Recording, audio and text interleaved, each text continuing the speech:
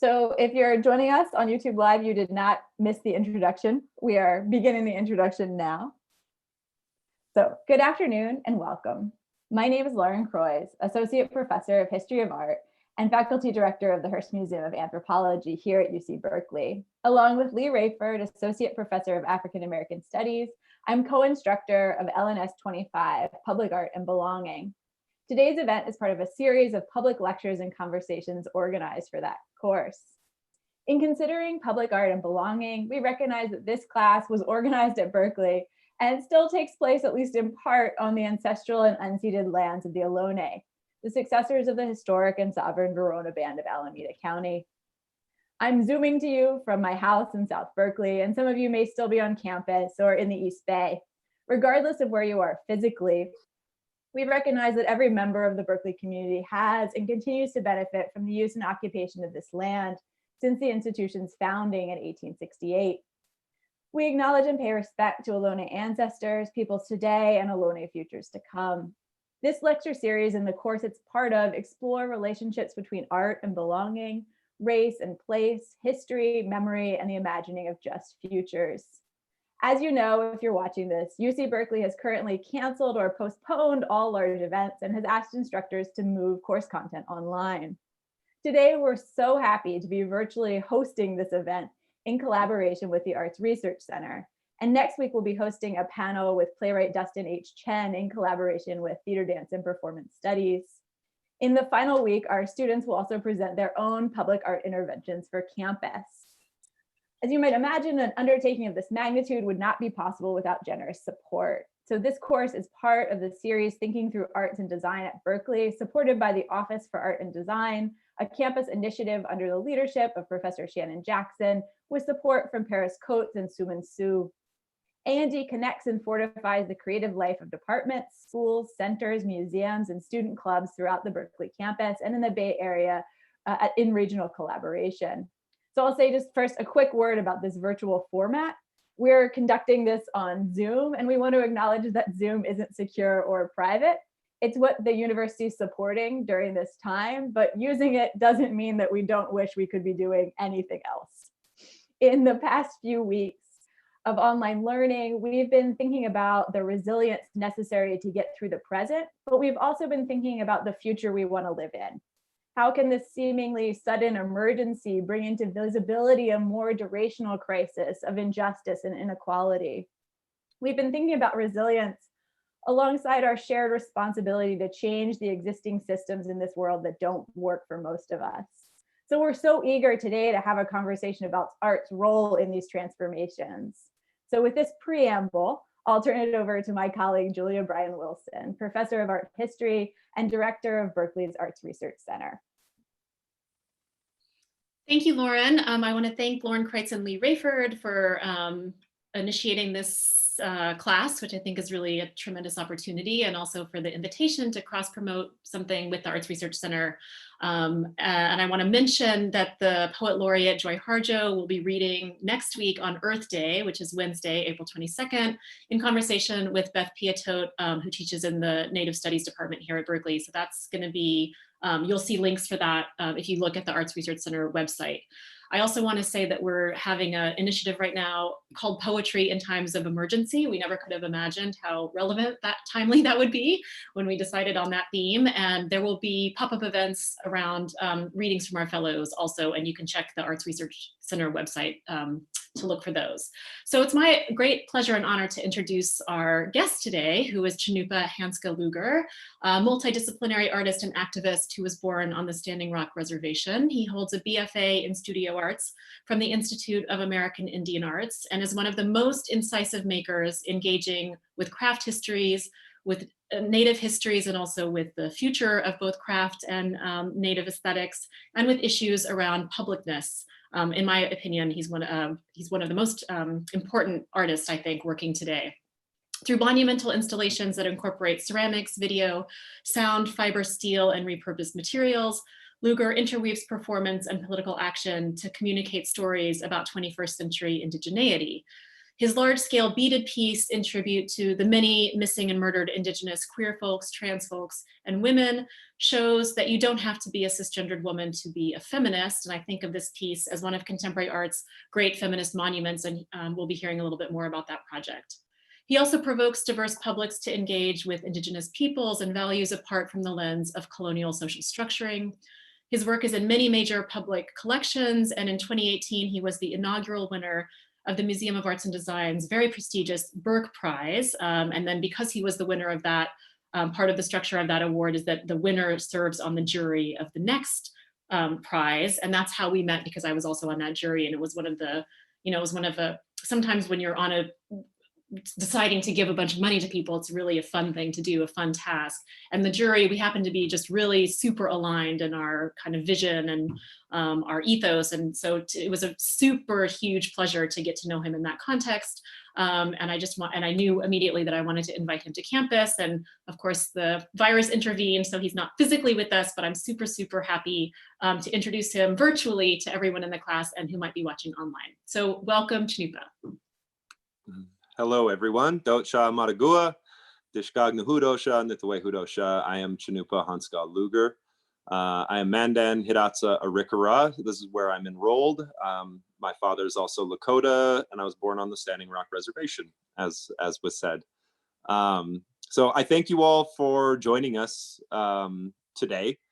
And, please forgive any of my shortcomings. This is actually the first one of these online lecture series kind of engagements that I've done. And I am yet to completely understand protocol. And so we're moving through the best we can.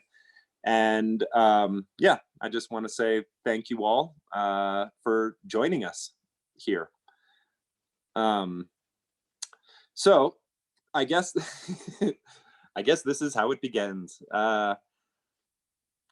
So I really appreciate all of the things that were said about me and about the work that I do. I want to make it very clear. I have not done any of this work alone.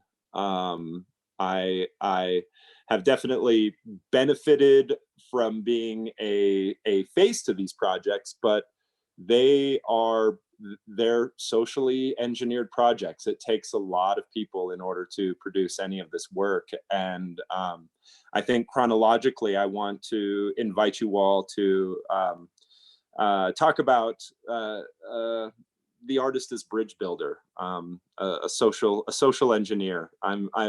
I keep thinking about this in relationship to art, and it seems hyper relevant in the context of the world we're in presently. Art for me has been most of my life a noun.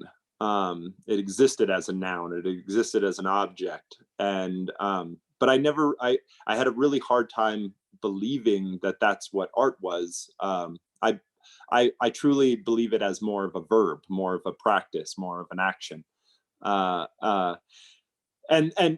the problems that I have with that is that art as a noun is subject to all of the aspects of capitalism, and it turns art and art making into a luxury item. And I don't think that that's true about it. I think it exists. I think art is older than Homo sapiens. I think it's older than us, and it's been a continuous project. Just generation after generation, creating tips on failing, basically, and now at this present time, I think it's important to really talk about art more as a practice and more as a verb. And a lot of the projects that I'm going to present to you is less about the object that's created and more so about the process of making it. And I was thinking, like, I sit in my studio and I have a studio practice and I build sculptures and make work at home. And it made me think quite a bit around what is the what makes me go in the studio for 20 hours? Is it the financial return of selling art at a gallery and that whole scene, or is it because the work makes me a better human being? And that's what puts me in there for 16 to 20 hours when I'm working on a project. Is it truly makes me a better person. And this is how I created this relationship with clay to begin with in my undergrad. Was I found that the material itself taught me a lot of things that I could apply to the rest of my life. Patience for one, and no expectation. Removing expectation from the scenario and really just kind of being present in the moment. The material of clay itself is, goes through this process of quartz inversion, which transforms it molecularly from clay to ceramic. And in that process, anything can happen. It can explode. It can not come out the way that you wanted. It could shrink so much that all of your effort, isn't there, or it can come out perfectly, and then you begin the glaze process and destroy it by poorly applying a surface. All of that being said, it's informed me as a human being on how to relate to the world in general, and it also made me less less the focus in my own practice, in my own studio, in my own world. I'm less an individual because I'm working with a material that is dictating a lot of the outcomes, and so it's a collaboration. And my closest collaborator, who I've worked on all of these projects that I'm going to present with you, is my partner Ginger Lynn Donnell, and she's basically maintained the back end of my practice as far as doing a lot of the organization aspect of the work. And that, I think, is huge. And I think it's something that I want to let everybody understand, is that there's nothing that any one person can do to have these sorts of outcomes. We are really dependent on one another. And I think it's interesting to have that conversation in a time of social distancing. But here we are, I'm sitting on my chair at home, and I'm communicating with dozens of people, hundreds perhaps, I have no idea. But I just wanted to give you a little bit of a background, because the projects I'm going to start to engage with, there is a timeline and a sequence of events that kind of informed this idea of social engineering and this idea of a collaborative art practice. All of these projects fall under this title of kind of like side work that I do, that I call counting coup. Counting coup for a lot of Plains tribes was the highest form of I guess combat celebration. If you counted coup upon your enemy, that was the highest honor you could receive. And to count coup, you didn't harm your enemy. You just stated your name and touched them and let them know that you weren't afraid of them. And that's profound to me, just as an idea of the highest form of combat doesn't involve destruction. It involves a showing of self, and presenting yourself in a really vulnerable way, and that is the highest form. And so counting coup projects were really based on were inspired by this first project that I'm sharing with you, which is the Mirror Shield project. This happened back during the Dakota Access Pipeline events at Oceti-Shikomi camp in Standing Rock. And I was born in Fort Yates. Fort Yates is about, I don't know, about 30 miles south of where the pipeline went across the water. And that the oil that was run through that pipeline was also from the reservation that I'm enrolled on, Fort Berthold, just upstream. And I'd seen that industry kind of come into the community that I'm enrolled on. And then I saw, and the kind of like collateral effect of that. But then I saw it once again cross over my father's land and the place that I was born. My brothers and a lot of my relatives still live there. And so I wanted to do something about it. And I had because I'm a public figure, there were a lot of people here in New Mexico, where I currently reside, who knew I was from Standing Rock. And when all of this was happening on social media, they were reaching out to me asking what they could do. And me, my partner Ginger, and several other people from my community actually built like a Facebook page and started collecting goods from our community here. And my partner, my children, myself, we all drove up probably about 6 times throughout the existence of the camps in Standing Rock, and delivered supplies. And the question that kept coming up over and over and over was, I'm one person, what can I do? And so I started to think about that. And that made me kind of like, basically, this whole first Mirror Shield project, you know, a mirrored shield is not my idea. Like, this is something that existed in history. It's in the historical record. It's been applied in many different ways. And what inspired me was the just like the year prior to that, there was like civil unrest in the Ukraine, and the police were used to subjugate the people for the government. And the people started to bring mirrors down from their homes and hold the mirrors on the front line so that the riot police could see themselves and see what everyone was looking at. And that was profound to me, this idea that you have to allow them to see themselves, because when you're on a front line and you're facing riot police, it's really difficult to see their humanity, because they work as a unit and because they are covered in armor. And to open up the opportunity for them to see themselves, it generates more of a change on that front line where people are engaging with one another.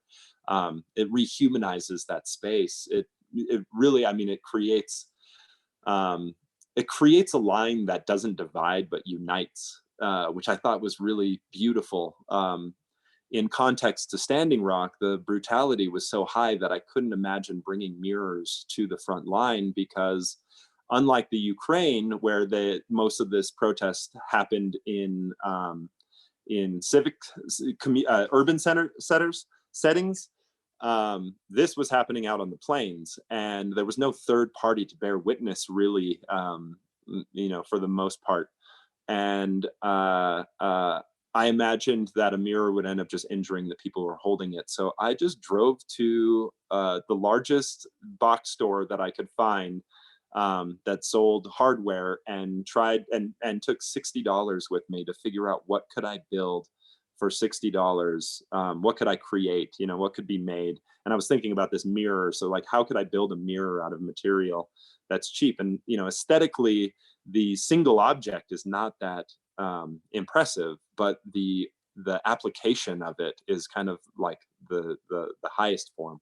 And so I just made a video with the help of my friend Rizal Benali, who's a filmmaker, and I have gone to school with Rizal, and my partner Ginger, and we made this video and we put it out on social media, utilizing social media as a platform, because what I recognized was, through social media, this is a river that is wide and shallow. The ability for it to move ideas is vast and broad, but the depth of that engagement is relatively thin.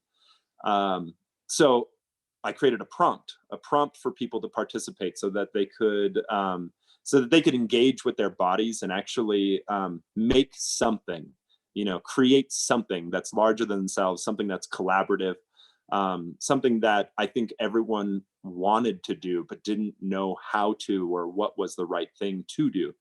And I don't even know if this mirrored shield was the right thing to do, but it was done with an urgency and desperation. And I didn't know what I was doing at the time. And so the response from community was incredible.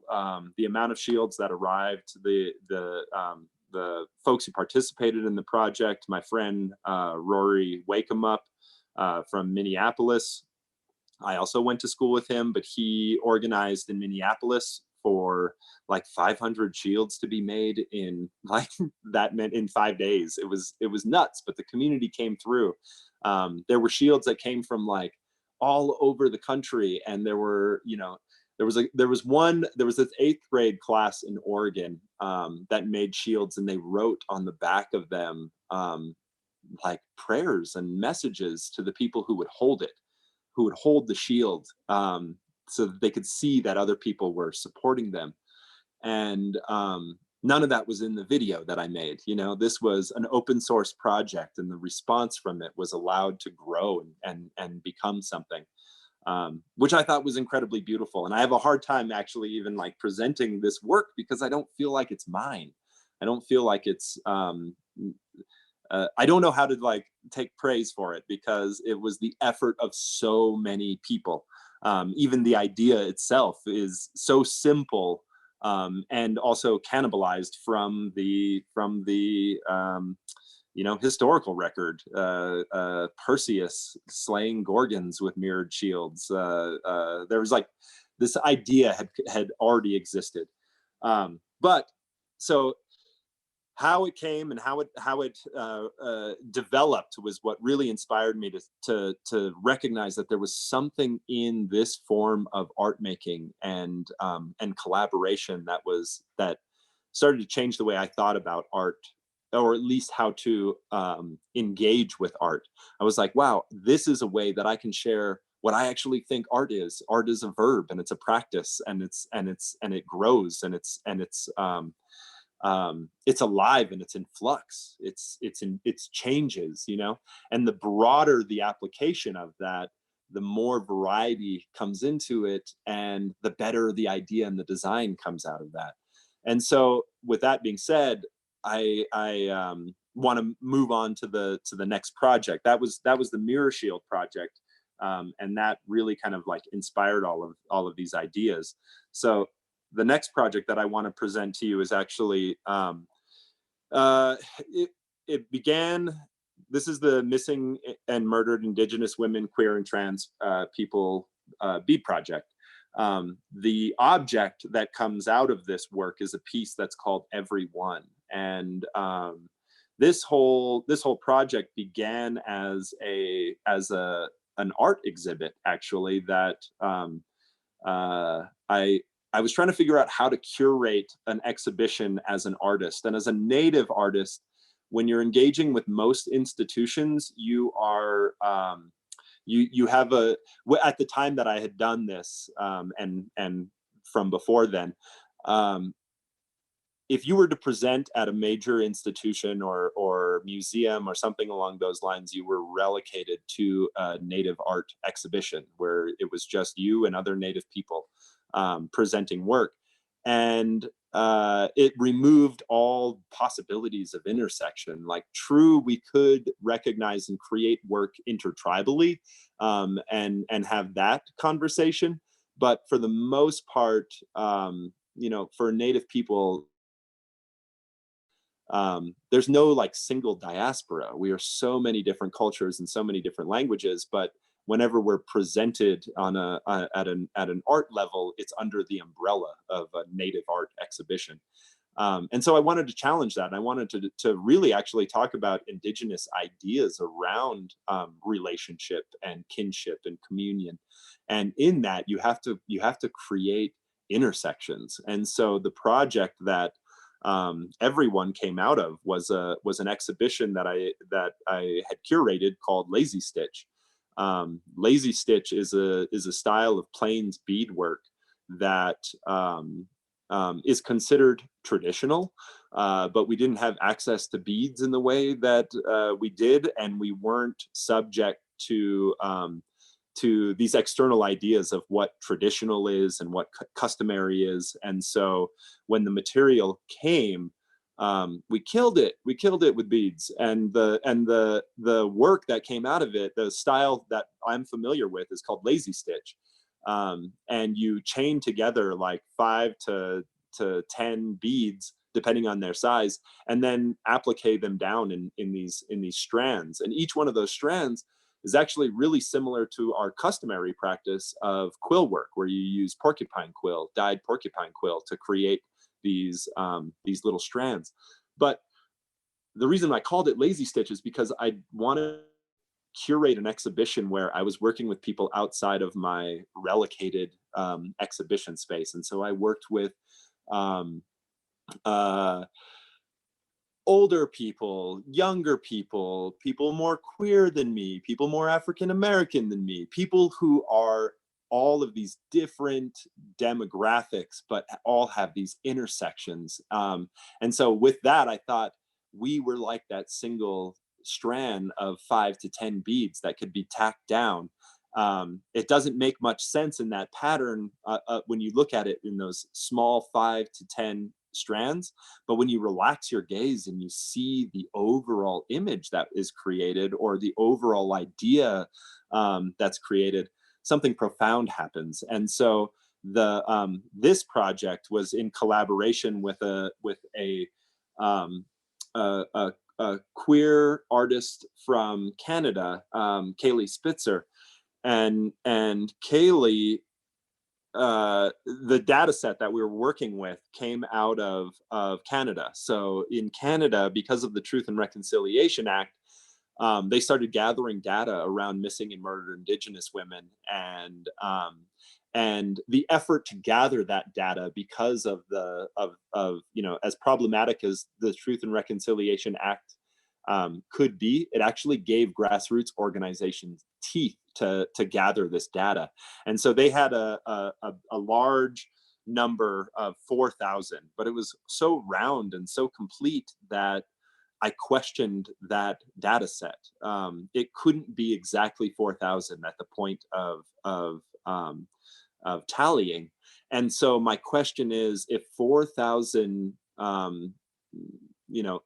women died in relationship to this narrative, what was the actual number? Was it slightly less and they rounded up, or was it slightly more and they rounded down for the sake of data?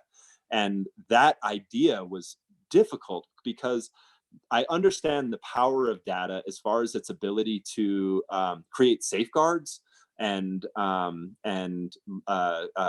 create laws, to use this data to create these sorts of laws and things.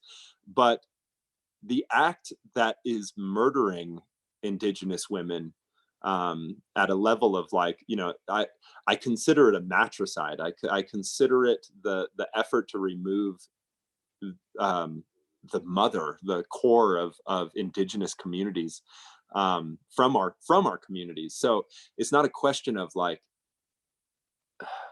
the 4,000 that died, but what's that going to look like generations down when you lose the creators of community and the creators of population? And so all of that distilled down to this idea of dehumanization is what is a root cause for this brutality. And how could dehumanization also be the solution? And that's what I was seeing with the data. It was cold and it was hard and it wasn't human. And so I wanted to take that number 4,000 and represent it at scale. So I would make a bead for every single piece, for every individual in that data set.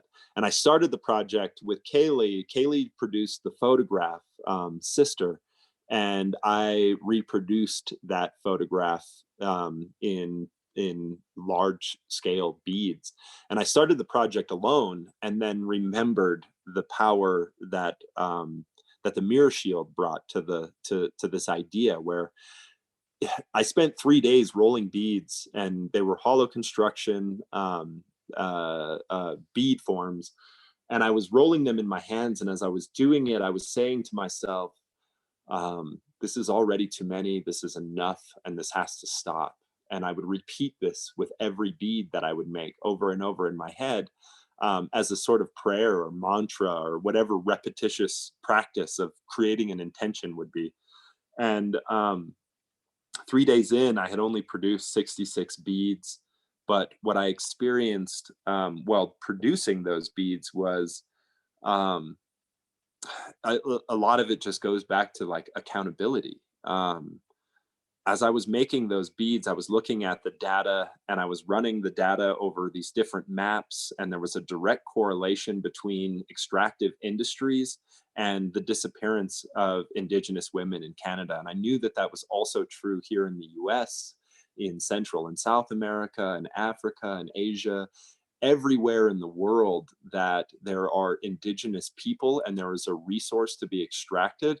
You see this repeated pattern of matricide, and I realized while I was making these beads, I just built a deck around my house, and all the lumber was Canadian lumber, and I was like, I'm. It's also my fault. Like I have a role in this as an individual who is supporting the thing that I'm trying to bring to light by voting for it with my dollar, for choosing that brutality, because of ignorance, you know. But now I'm beginning to see these patterns, and and I recognize as I'm rolling these beads in my hands and I'm trying to create this intention that I'm also to blame. I'm also at fault. I also participated in it, just by existing and by not knowing where these things come from. And so I also had all of those feelings. I had all of that understanding, and there was a catharsis in the effort of creating it, which then triggered this idea that made me recall the mirror shield. And I was like, the most beautiful this piece will ever be is sitting at my studio rolling those beads and trying to think and represent every one of those lives. And I was like, if I do this myself, then I'm cheating everybody else the same opportunity for catharsis. And also, this is the best way to celebrate the idea and let people understand their accountability in the whole scenario. And so, once again, with the help of Rizal Benally and my partner Ginger, we produced another video that I put out on social media. And if you scroll down on my page, you can see some of the videos. We won't play it. If anybody's interested, you can watch the videos, and see the whole participation. But what was inspiring to me was I had 3 months to produce this piece, and I received over 4,000 beads. It took 4,096 beads to create that grid, which I thought was important to look beyond what the data was gathered and look at the collateral effect of this impact. And working with Kaylee, I also recognized that the data was limited to women, biological women, but the brutality exceeds that, and it is affected and felt in the queer and trans communities as well.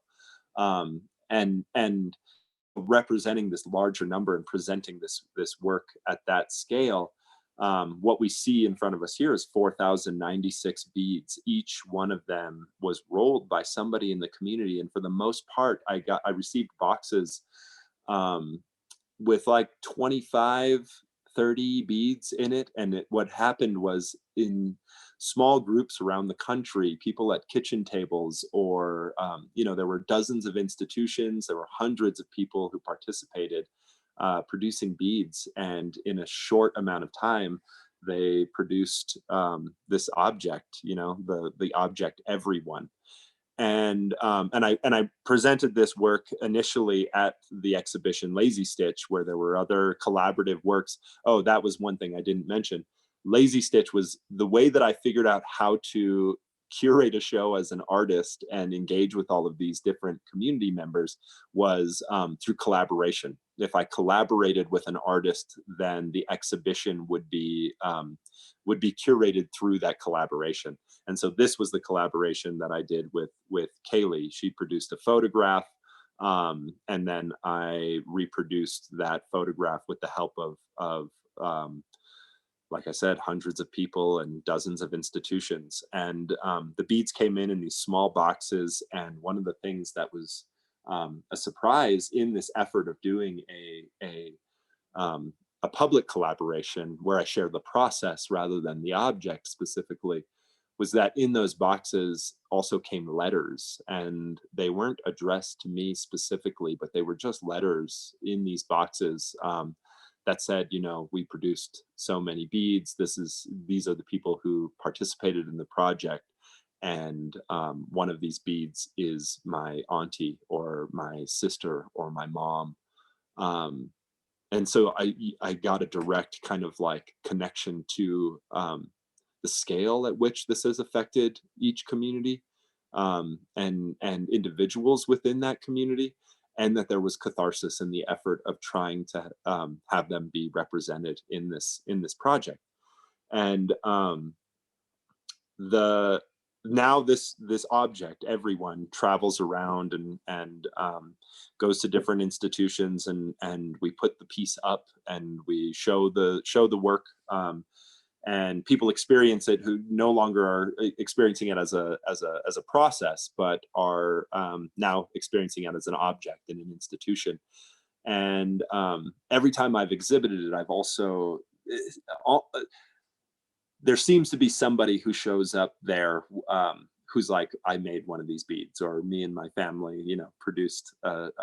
We had a workshop and we made some of the work. So I could see, you know, all of these different locations that it's exhibited. There's always somebody from that community who has had a direct relationship to the production of the work, which I think is really beautiful. And I try to represent that when I exhibited as well. Everybody who wanted to be represented as maker are listed. All the institutions that supported it are listed.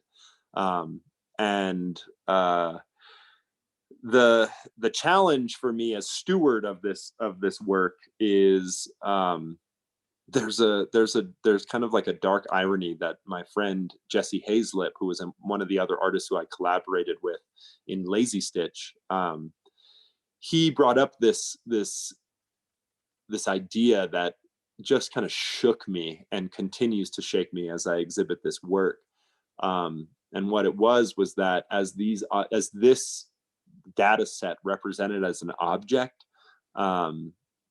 is traveled, people with white gloves and you know, art handlers and shipping crates and all of the effort to make sure that this isn't damaged. The dark irony is that we take better care of the representation of these people than we did the people who these things represent. And that sparks every time I exhibit it, and I see what goes through the effort to like hang the work and exhibit the work is as an object, they're better taken care of, which is that's dark to me, and that's heavy to kind of engage with over and over again.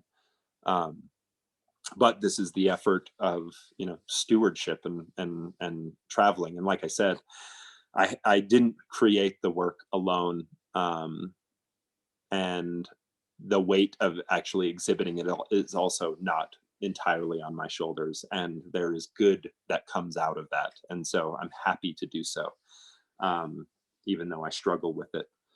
But that was the background for everyone. And the next project is a project that I would like to show you is ongoing.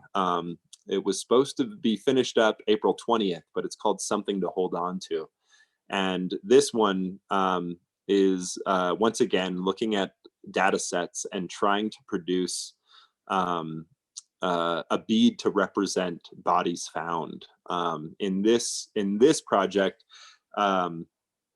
I want to create one continuous line of beads strung together, which is the void and the absence of your hand squeezing a glob of clay. And so you create the echo of something to hold on to. You're holding on to something, and each bead represents that absence.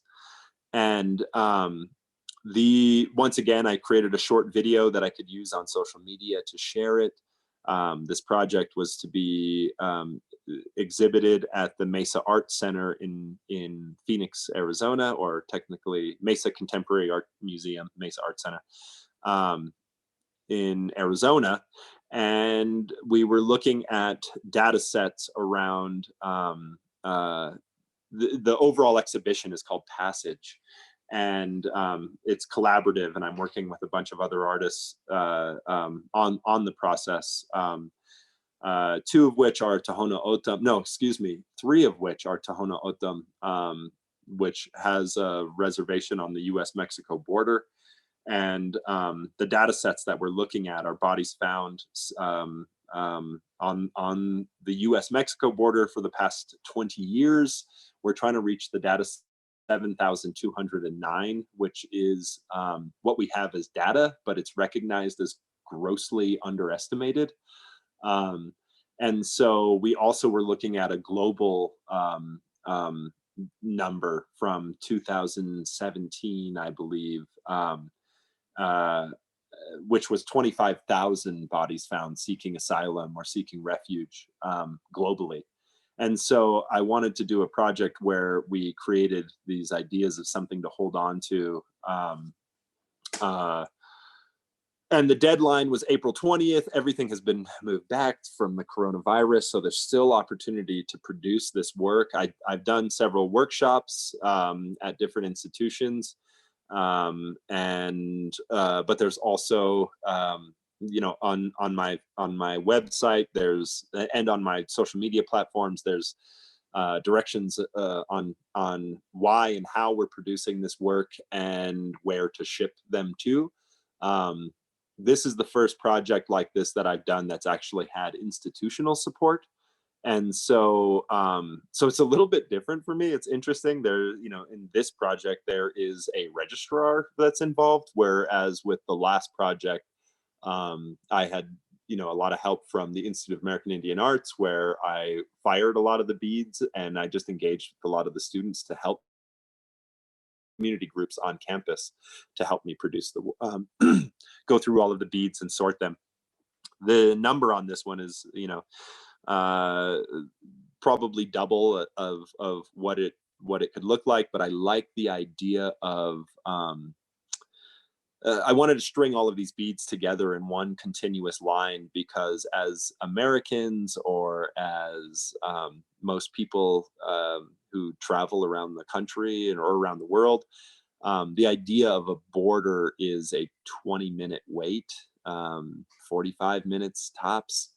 But for a lot of people, that border is the end of the line. And each one of these beads represents those people who it truly was. And so I wanted to make one continuous strand and allow the audience to actually travel through a labyrinth that's that restricts their movement, and basically forces them to bear witness to what this total looks like at scale, rather than as an individual number. And this is one of the problems that I have with data, is that the way I comprehend numbers is, no matter how large it is, it's only one number. So producing these projects at where every single one is represented, and that each one is individualized, there's something in that I think, you know, holds that catharsis. This is an ongoing project.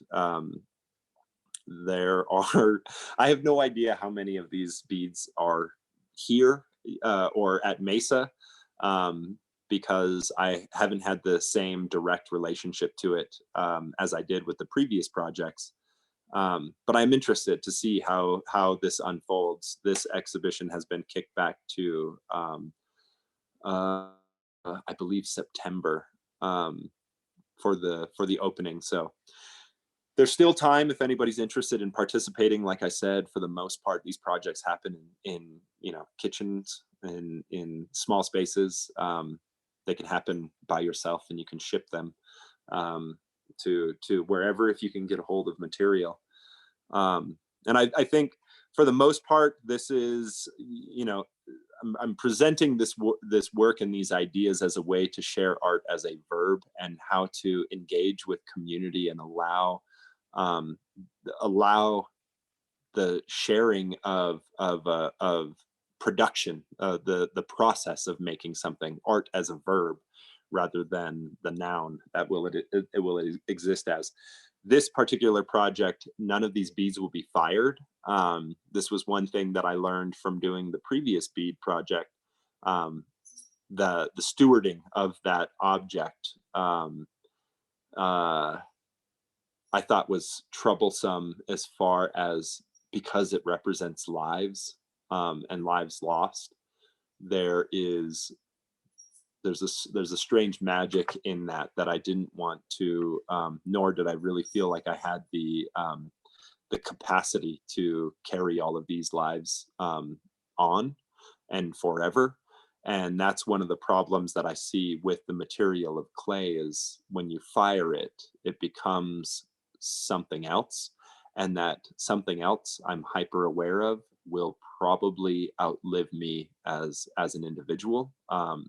And so is this something that we want to retain? And the end goal for this project is, after it's exhibited in Passage, I want to take this long continuous line and run it over the US-Mexico border, along the border. Ideally, and I haven't had 100%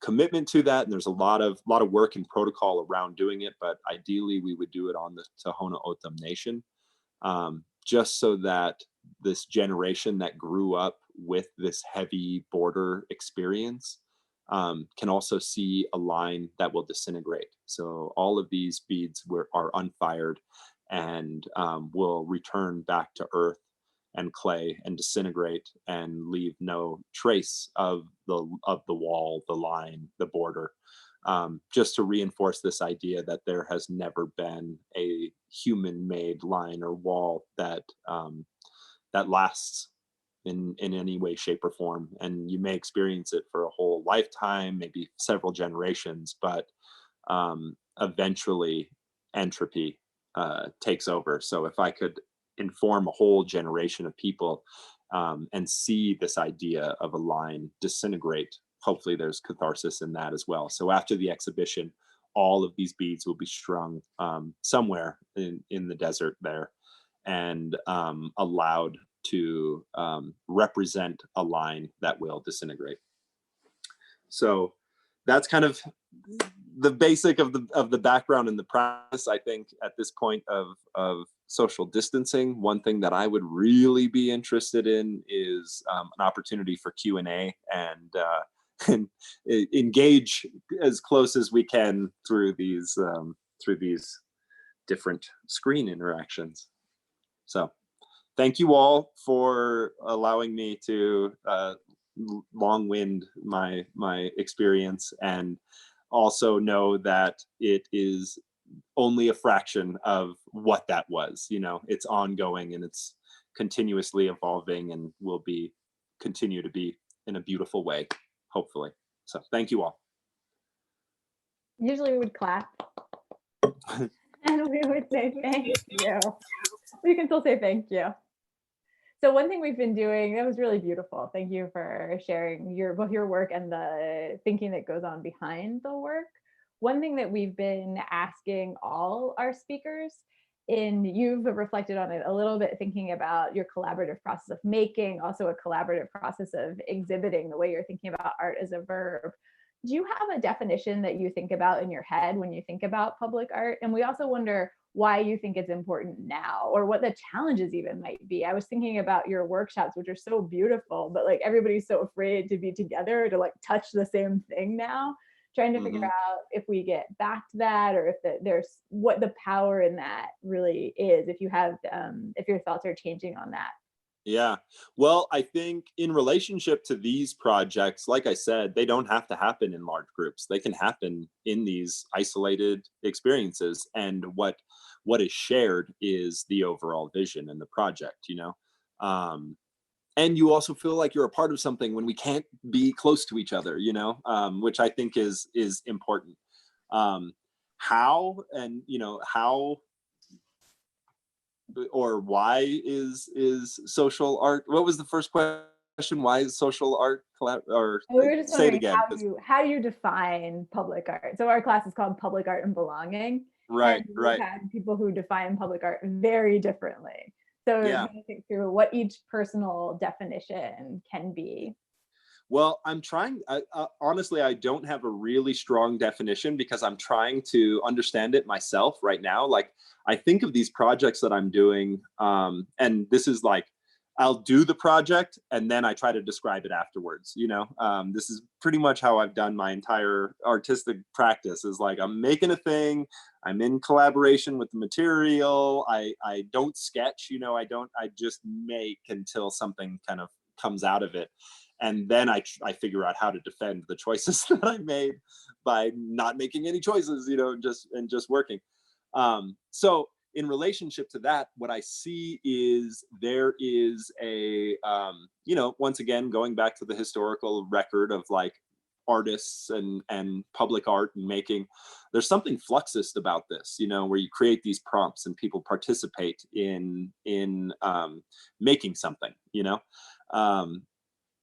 I don't know how to describe this as public art because the definition that I'm used to is one of you know, the I don't know, like a sculpture that you would see in front of a corporate building or something along those lines, or maybe it's a beautifully designed park, you know, or a lovely architecture, you know, city building or something along those lines. So this is actually, I'm actually trying to reevaluate and reassert art as a verb rather than it being a noun. And this, so if that's the case, then we can work together to create something, and then suddenly the process is the public part. You know, the object then can travel and exist in different ideas, different venues, different ways, having completely different stories. But the public part is the making part, which I think there's something in that I'm yet to completely understand or be able to decide even if it's a good idea or not. And like the world is changing around us right now, and I ideally would like, I want to recoil and just make some pretty functional pieces in my studio, you know. But I don't know if that's what, I don't know what art's going to be in from this point forward, you know. And so far, the things that I've invested a lot of my time and energy towards, at like incredible sacrifice too, the effect of it on my family and my life, my personal relationships is heavy. I mean, it's heavy. And then there's the challenges of being the face for these projects that are that I believe are you know, social and collaborative, but the machine isn't as fast as us, and so it moves at a much slower pace. We can zig and zag in between and create all of this sort of stuff, but the machine is so slow that I become the representative of these projects, and that's difficult for me.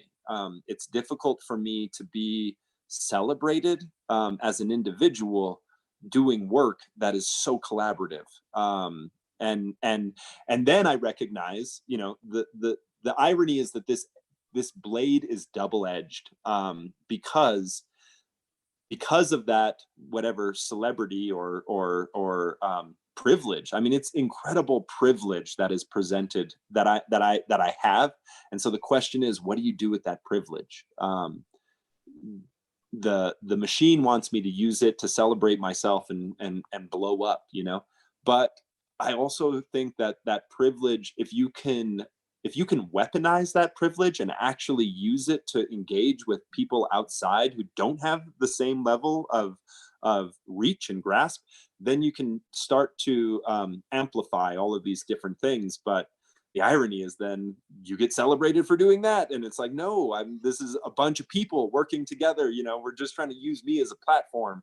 But then it's like, yeah, well, so let's celebrate you, grant winner. So I don't know. It's confusing. It's, from where I'm standing, it looks like dots. I'm sure it's beautiful, if I can move back from it and see it. But from here, it's like, oh, it's just so many little dots. And I don't know what that's going to look like down the road. I'm going to jump in. So Lauren actually just lost power. So she,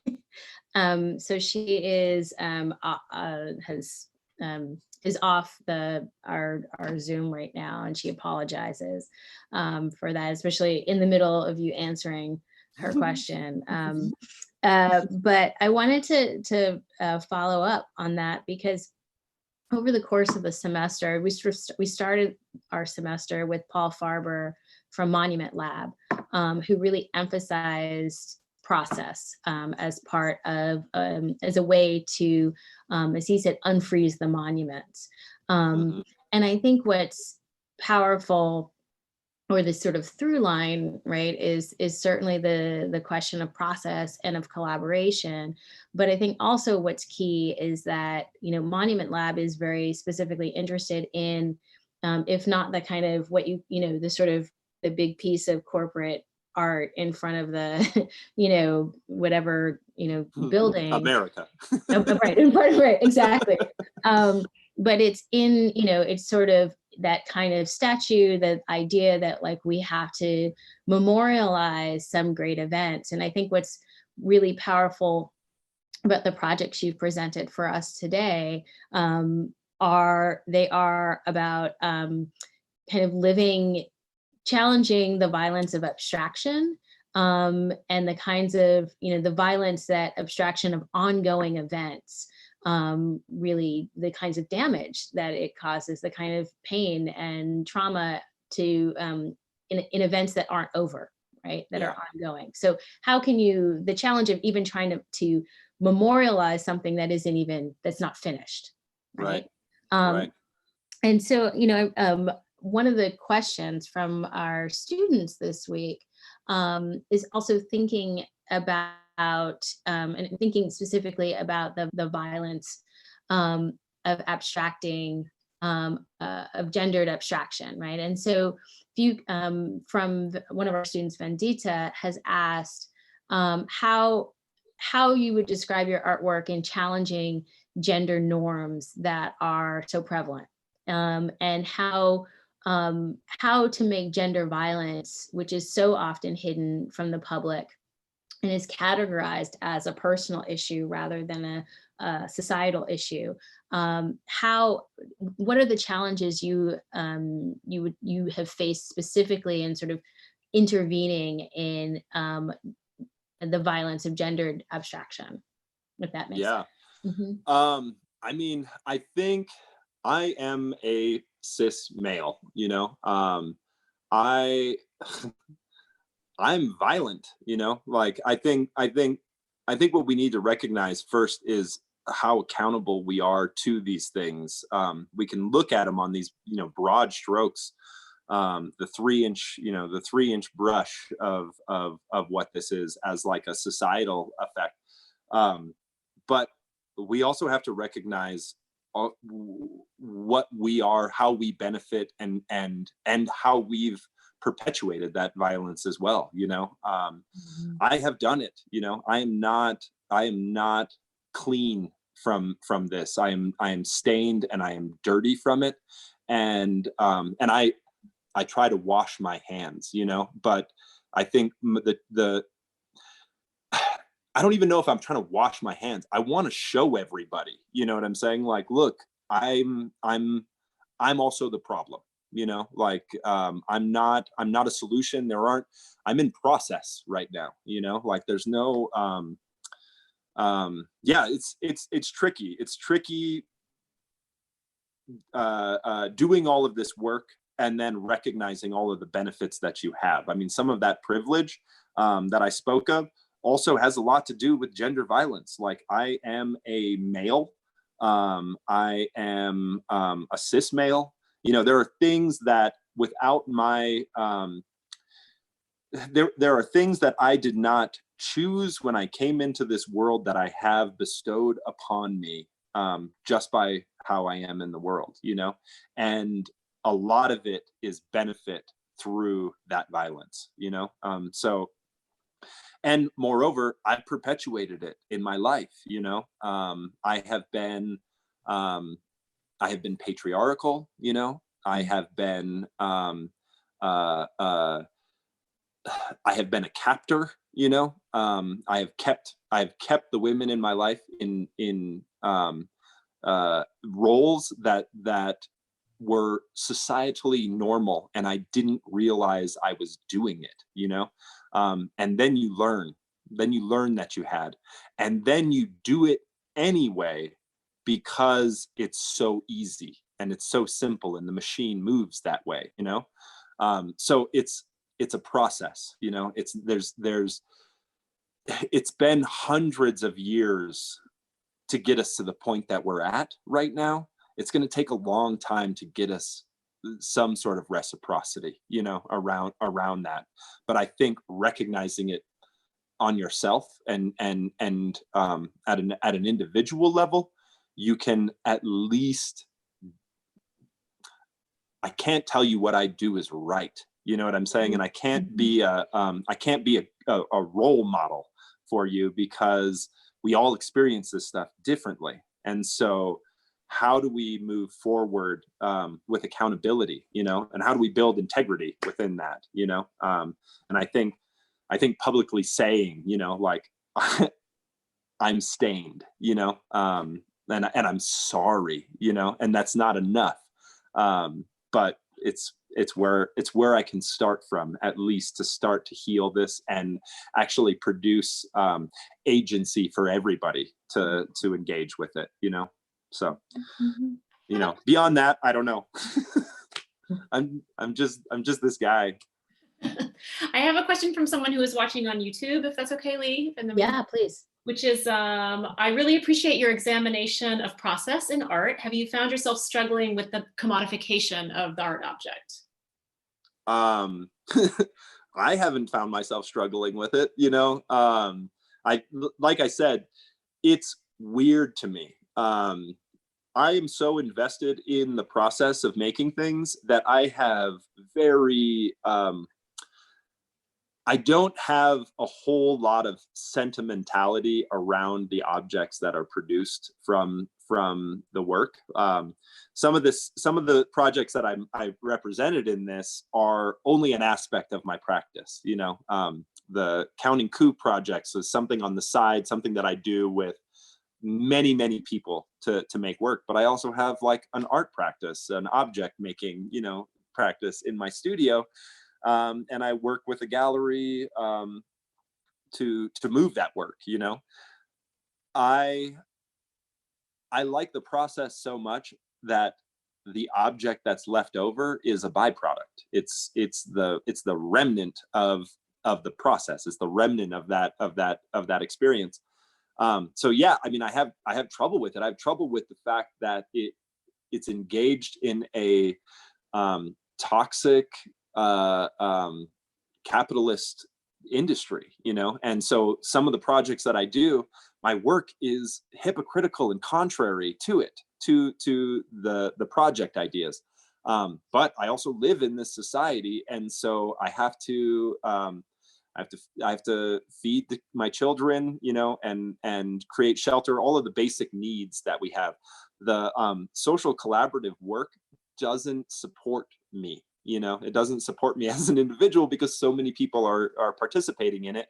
And I try to push that out and spread that money around. A lot of the proceeds from exhibiting that work, I try to find grassroots organizations that could use the funding that I would get to go and install the work. You know, it's like, how can I pay that forward?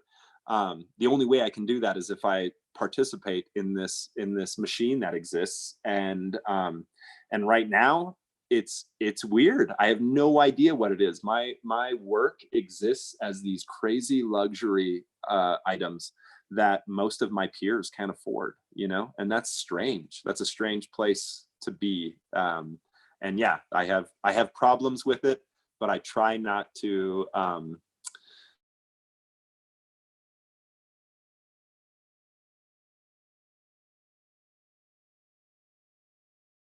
actively be doing other things with it that I believe in and that are contrary to it. So, and not everybody can do that. It's also, you know, privilege of some of the risks that I took in my life and some of the luxuries that I have from that. You know, I don't have debt, which is, I don't have a whole lot of money, but I don't have debt, which makes me dangerous, you know, in a way, as far as I can move and take risks that that most people can't, you know. And so how do we figure that out? I don't know. And I can't tell you how to do it because the way I did it was insane. Like I was quite lucky and fortunate to get where I am. Thanks.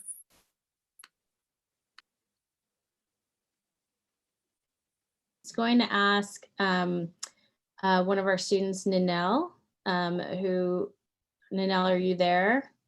If you would be willing to unmute yourself and ask your question. Hi. So my question is kind of long. Let me try to shorten it. Having in mind like your idea of like art as a verb and as an action in this current situation we're experiencing in, we kind of have to remodel like the role of artists. So let me read my question. It is an existential question of all time. What is the role of the artist in a current society, and how does the artist have to interact with the public with a given tool such as art? It is predictable that there will be a radical shift of humanitarian thought to rethink the idea of culture, politics, define the public and the functionality of public and public space in response to the current crisis.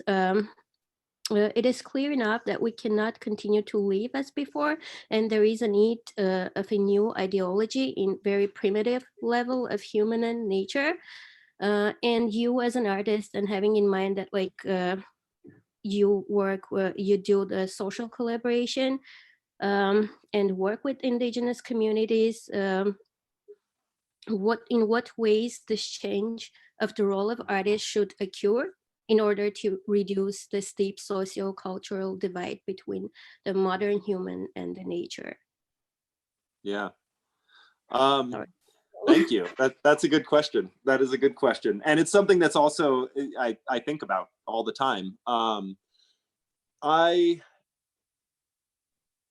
don't think the artist, as you know, as an umbrella term, has to change. I think we just have to be more honest with what the role of art is and artist in public. Our primary function is to communicate, and that has been true. Like I said, art is older than Homo sapien. You know, art is it's a very old idea, and it's communication. We use visual language, we use performance. We are getting more and more materials to express ourselves with at speeds and rates that are difficult for us as individuals to understand. But if we recognize art as a continuous arc, and we're just little points in this continuous arc of human experience, then what I think what the world needs to recognize and understand is we are culture makers. You know, we are holding on to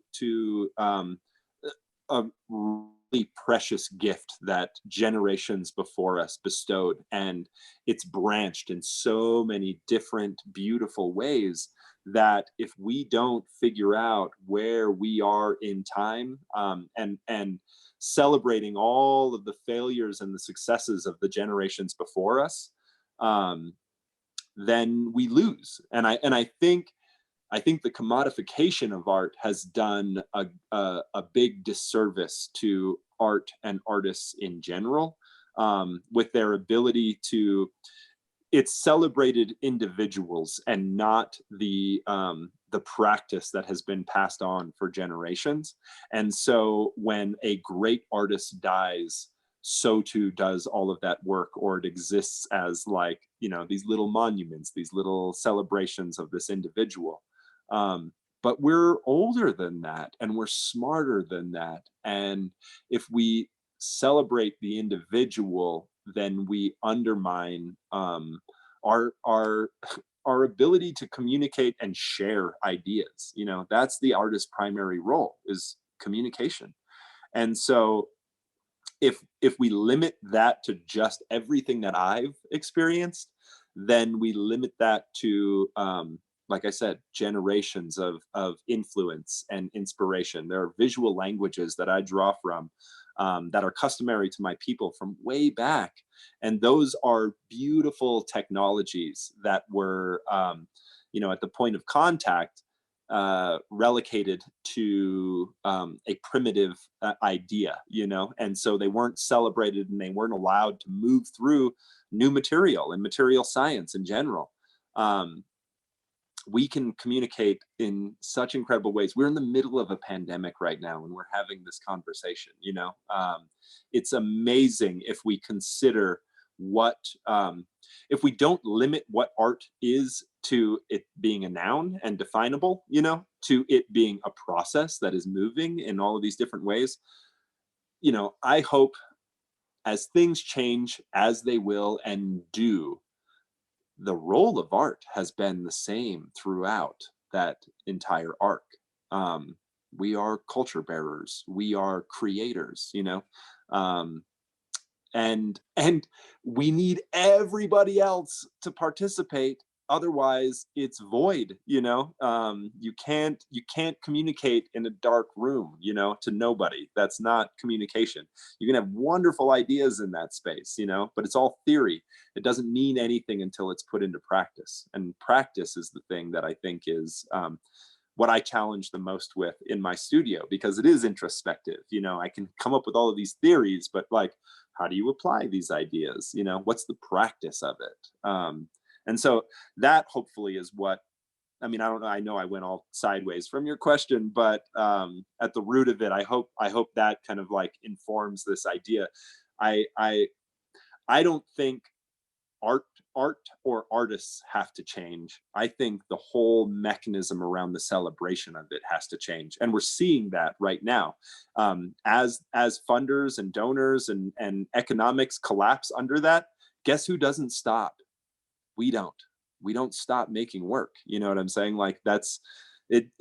It's funny to me because there is oftentimes a threat when you're invited to the table that if you don't act accordingly and be appreciative, then we're not going to invite you back. You know, there's an unspoken threat at that table, you know, but the reality is they're not inviting me back. Like I am I am one of a whole Crayola box of colors and varieties to sit at that table. You know what I'm saying? So when I'm invited to the table, I try to tell them, you're welcome more than thank you. You know, like you're so fortunate to have me here for this brief amount of time, because you know, from the historical record, we were like annihilated. I live in a post-apocalyptic world, you know, and so sitting at home in coronavirus pandemic world, I'm like, I'm familiar with all of that. As a native person, I question whether or not I'm like generations of plague-resistant people because it was used to try to wipe out my population, you know? And so I don't know. There's all kinds of strange things where if we can all collectively as artists recognize that they need us more than we need them, we can shift and change the whole paradigm of the power struggle of representing art as an object and a noun, and an artist as a noun, you know? I am not one individual. I am a arcing, cascading effect of generation after generation, providing me tips on failing. I have a question that's related to that that also comes from a YouTube viewer, which is, once you have a spark of an idea, how do you reach out and gather collaborators? Are you very specific with your call, or do you have folks help create the call out to participants? And maybe this will be the last question, Yali, and then we can say thank you. And Okay. also you're welcome. Yeah. So for the most part, so I didn't go to grad school. And so my relationship to art history, other artists and stuff like that was kind of, it was paused for a long time because I was working just within the gallery art world and creating objects and doing all of this sort of stuff. Within the last, like, say, 3 years, I've been, at great effort and sweat equity, have been engaging with more institutional spaces and applying more for grants and these sorts of things. The net I cast is wide, and so I recommend that, just throw the wide net every year. It's like a lot of work. My partner Ginger, who I mentioned before, she actually helped me do that. I can think faster than I can type, and so I would dictate things, and then we would go through that and try to distill all of these down. Anyway, the reason I bring all of that up is there is a social capital that exists in engaging with people, just person to person. I don't usually do big call outs to find collaborators. I just try to stay present and honest in whatever community that I'm in. And whenever there are gatherings of artists and creators, it's happened as I travel to different institutions, meeting with students and other people. I just try to recognize that there is somebody out there who knows how to do something better than I will ever, and those are the people who I like to collaborate with. I like to collaborate with people who have absolutely different skill sets, so that my giant ego and tyrannical default mode doesn't undermine the collaboration, and I get frustrated sometimes if I work with somebody who does the same kind of work that I do, because because we go about it in different paths. So I try to find people who do things that I have no idea how to do it. I have no idea, or I'm too old to stay on top of the technology, and the beautiful thing is that every day somebody brilliant is born, and every day somebody learns how brilliant they are, and you eventually, through communication and through engaging with folks, you find those people you'll attract to them, and then you'll share ideas, and then the ideas grow, and what started off as a cup of coffee and a sandwich, years down the road ends up having the return of some sort of beautiful collaboration.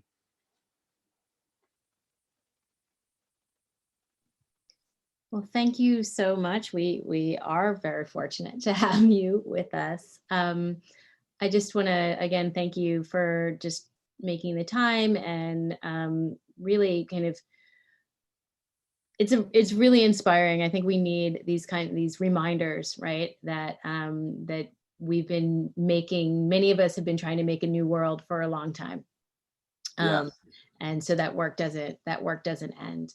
Thank you so much for joining us, and thank you, Julia. Thank you, Lee. Thank you, Lauren. Thank you, Cannupa, most of all. Really, here's to Yeah. everyone. Well, thank you all too for having the opportunity to be social. So Yeah. Stay yeah, safe, that's everyone. Yeah. Stay safe. All right. Wash your hands. Thank you. Bye. Okay, thank you.